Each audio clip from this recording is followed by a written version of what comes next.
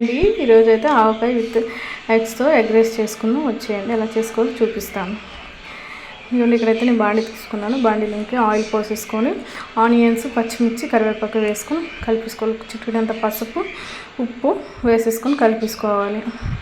కలిపేసుకున్న వాటిలో చూడండి, బాగా కలిపేసుకున్న వాటిలో సైడ్కి పెట్టేసి 2 ఎగ్స్ అయితే నేను తీసుకున్నాను. 2 ఎగ్స్ దాంట్లో వేసుకోవాలి.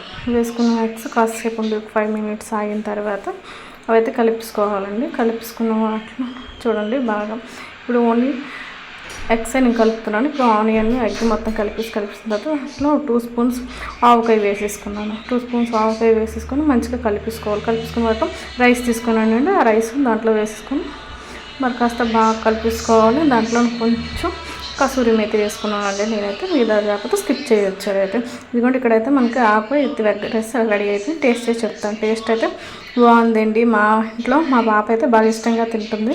అయితే చాలా బాగుంది. నచ్చితే లైక్ చేయండి, షేర్ చేయండి, సబ్స్క్రైబ్ చేసుకోండి. Bye friends.